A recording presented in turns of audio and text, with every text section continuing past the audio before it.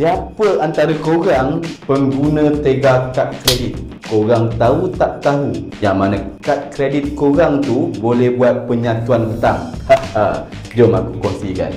Korang ada 2 atau 3 kad kredit yang mana dekat sini korang kena bayar untuk ketiga-tiga kad kredit ni lebih daripada RM1,000 sebulan. So, benda ni akan jadi beban untuk kewangan korang setiap bulan.